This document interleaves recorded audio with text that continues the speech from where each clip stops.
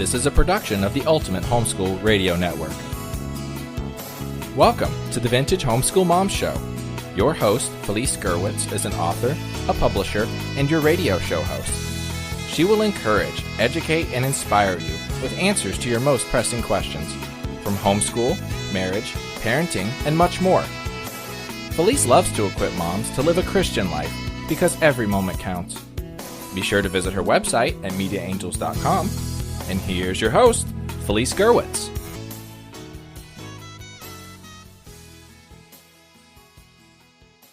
Hey everyone and welcome. This is Felice Gerwitz and today's episode is about healthy holiday snacks. This is episode 234 and you can find the show notes at vintagehomeschoolmoms.com. And today I'd like to give a shout out to our sponsor, Sony Pictures. Sony Animation, along with the firm's films, brings the Christmas story to life through the eyes of the animals in the movie The Star. The Star movie is in theaters now, and if you're listening to this in the archives, it may be on DVD. You'll want to check that out. So look for the links to the Star movie on the podcast show notes, and there you will find some information about it and watch the movie trailer to see if this movie's a good fit for you and your family. Well, I have to admit, this was a harder topic to share about than I had thought it would be. I had a handful of things that I, consider healthy snacks, okay? And I'm not a snack person. I know some of the people that will remain unnamed in my family are definitely snack people. I'm not one of those that craves salt or the sweet and salty together, so that's a good thing. But when I want to serve some things like for holidays and parties, it tends to be the tried and true, right?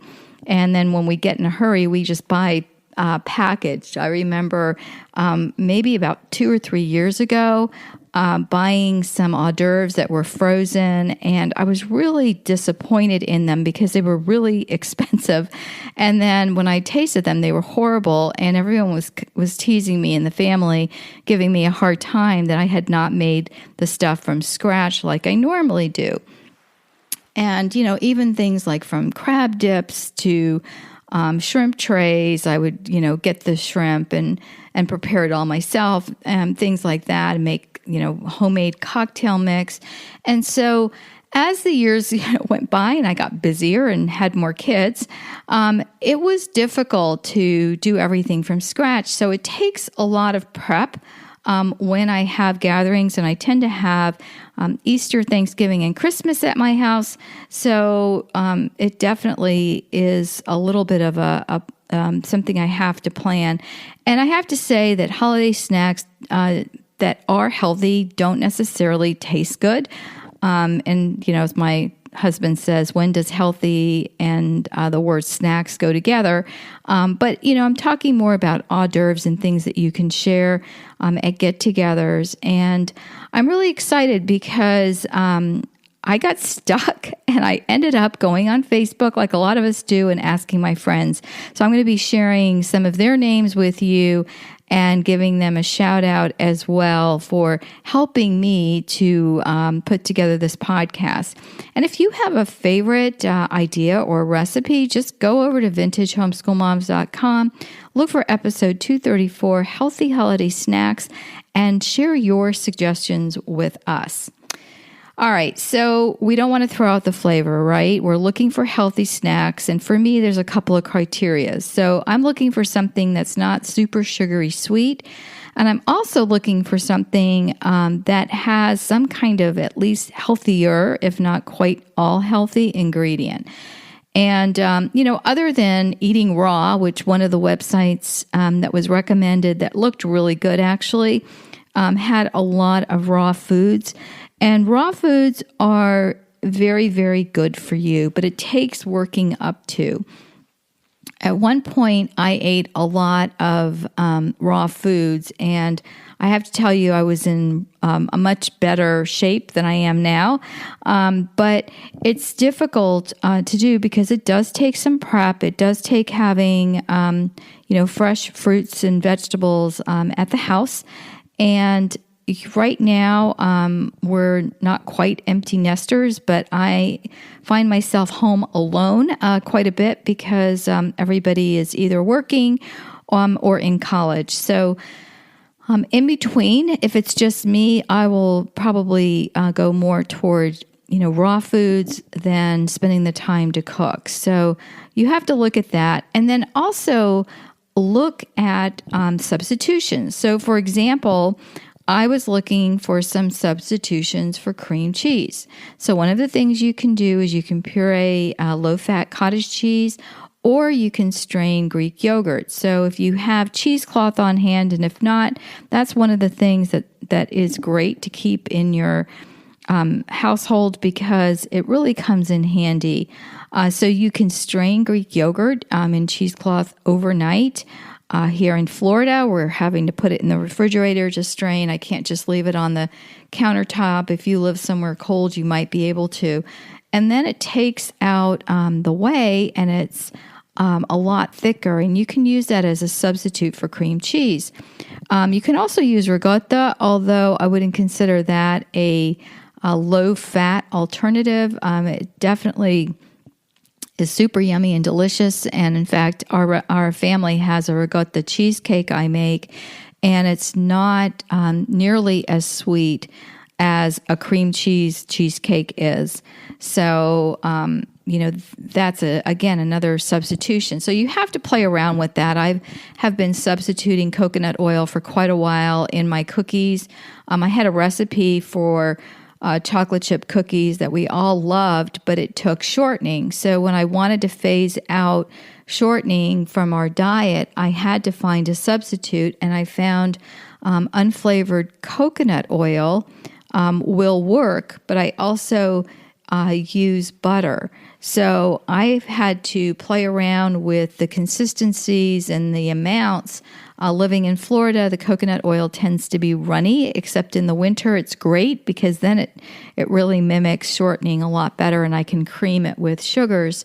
But during the summer, it's difficult, and so I have to, like I said, play with the amounts to not have, completely flat cookies that have too much coconut oil in them.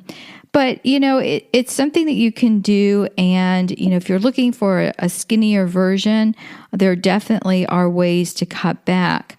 My daughter called she sent a text, and she'd forgotten to put eggs and butter in her brownies that she made.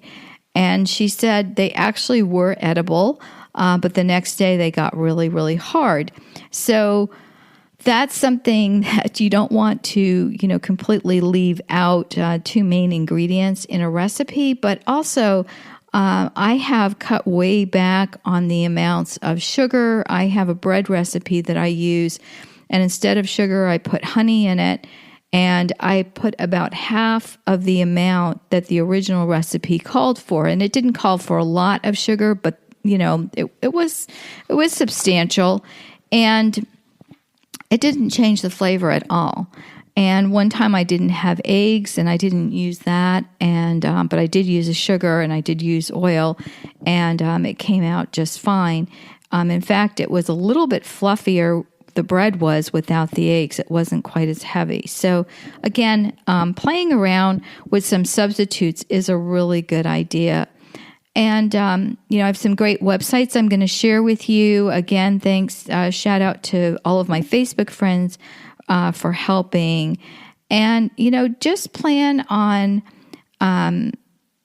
spending a little bit of time and figuring out what exactly you want to make, because that is so great.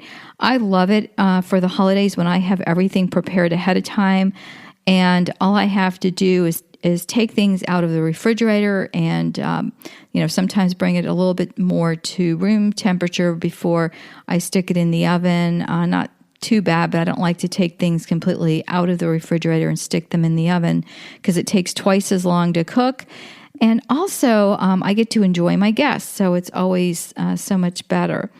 And as I spent hours online looking for some, healthier recipes, I really have to say that a lot of the things that are out there either sounded horrible to me, and that's why as I recommend these things, hopefully it will be a springboard for you to say, no, I don't really like that, but it makes me think of something else I can make or some other vegetable, for example, that I can substitute in with, something I might recommend, because that helps, these kinds of podcasts and talks help you to, kind of get some ideas and jot them down.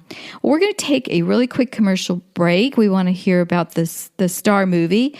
And when we come back, I'm going to share with you some of the amazing things that my friends shared with me. And we'll be right back. Affirm Films and Sony Pictures Animation present The Star, the fully animated story of the first Christmas told through a whole new set of eyes. Bo the donkey and his stable of animal friends follow the star to become some unlikely heroes. That light, that's the star. This is where it's been leading me. What's his name? His name is Jesus. The Star, now playing. Rated PG, parental guidance suggested. More information is available at thestarmovie.com.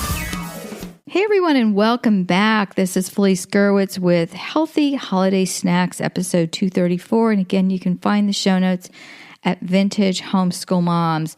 Well, I'm going to share with you what my friends shared with me when I said, help, I'm stuck. I'm doing a podcast on healthy holiday snacks, and I am only coming up with a few things. I don't want to tell you guys, carrot, celery, and dip. I wanted to give you some more things. So first, shout out to Leah, who recommended roasted veggies. And I've got a link on the website to what she recommended, and it looks really yummy.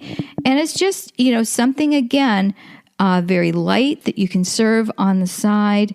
And, even sometimes with roasted veggies, I've made this, it's like an eggplant mix, and it has eggplants and capers and olives, and, we call it carbonada. I don't know what the American version of that is, and I know you can buy it at the grocery store. It just does not taste the same. But these vegetables are lightly roasted, and they're just cut up small after they're roasted.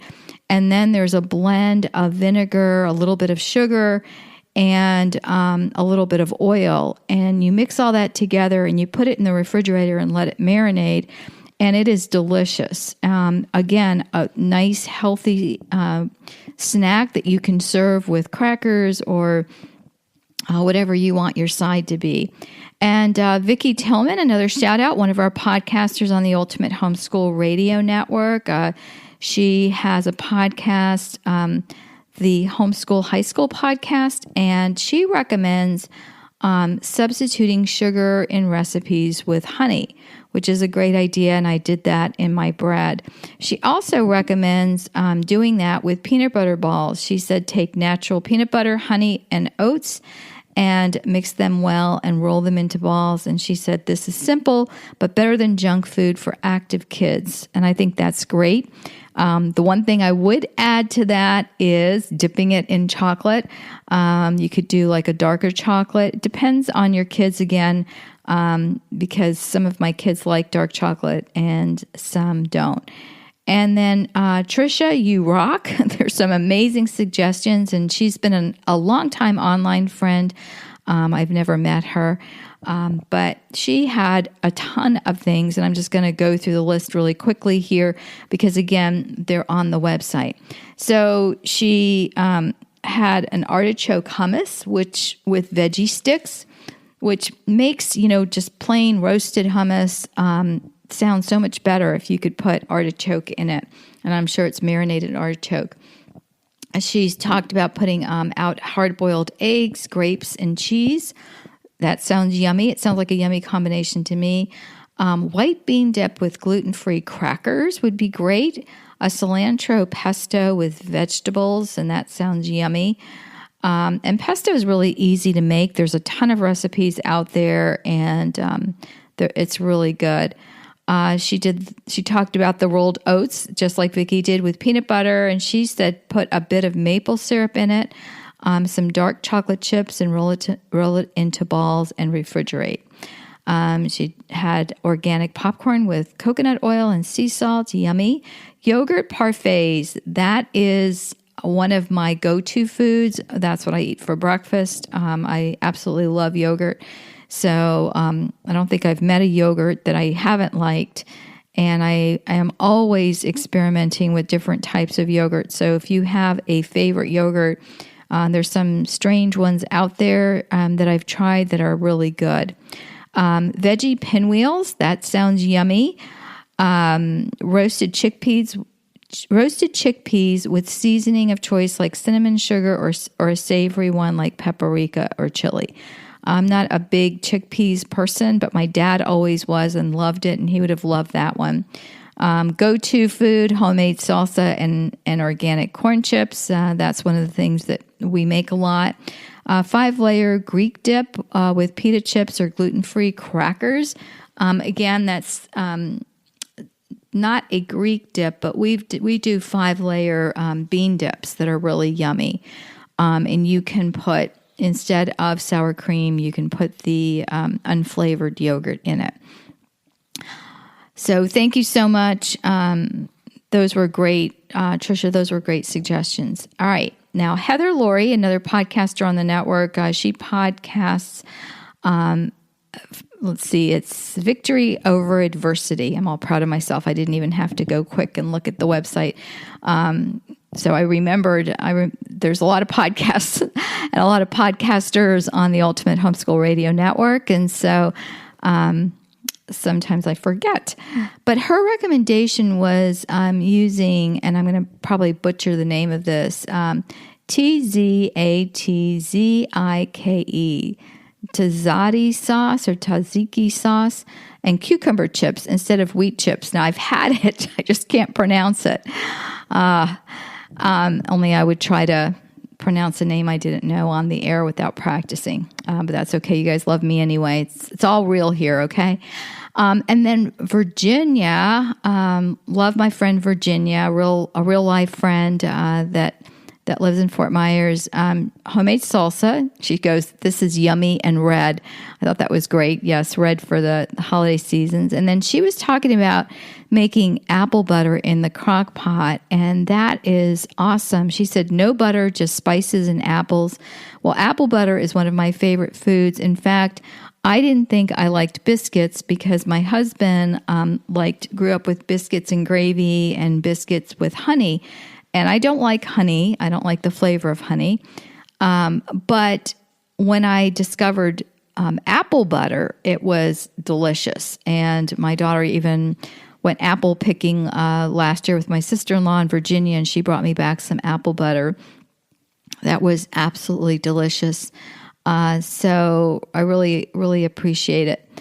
Okay, Karen, another real-life friend, a good friend from my years of homeschooling when she lived in Florida. She had some awesome ideas. So celery sticks with festive mixture of cream cheese. You could use chopped nuts, some cherry juice for coloring. She said you could also chop up some maraschino cherries and mix those with the cream cheese and nuts. Or use almond butter on celery. That's a great one. Make your own pita chips or buy pita or naan bread and cut into triangles or squares and brush it with olive oil, then sprinkle with Italian seasoning. And she put in parentheses, of course, because I'm Italian.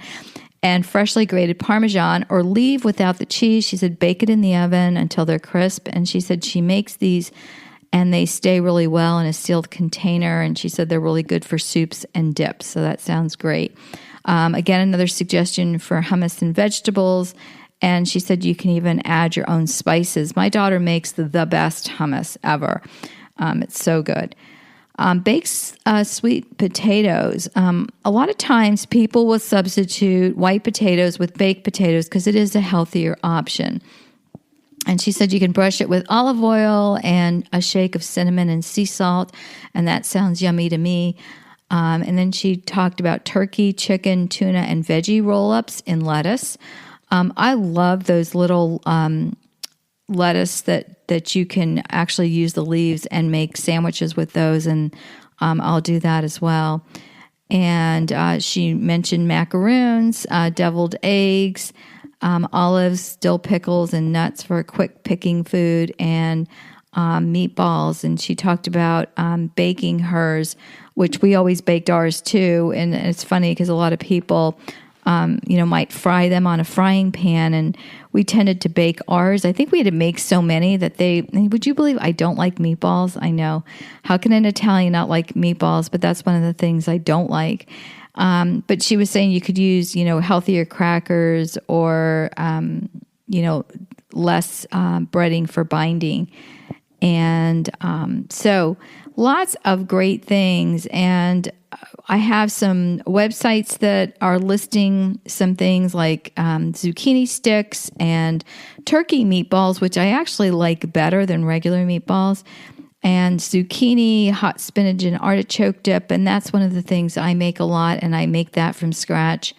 An avocado and crab dip that sounds delicious, some skinny baked mozzarella sticks, loaded nachos, which is not on the skinny list, but there are some great recommendations for a healthier version. So hopefully that helped you. I want to give a shout out again to my friends who contributed and gave me some great ideas to share with you. And if you have any ideas, head over to vintagehomeschoolmoms.com, look for episode 234, and leave us your suggestions. Take care, everybody. God bless, and I'll talk to you soon. Bye-bye. Thanks for tuning in to the Vintage Homeschool Mom Show. Visit Felice at MediaAngels.com and TheVintageHomeschoolMoms.com. Vintage Homeschool Moms is a production of the Ultimate Homeschool Radio Network.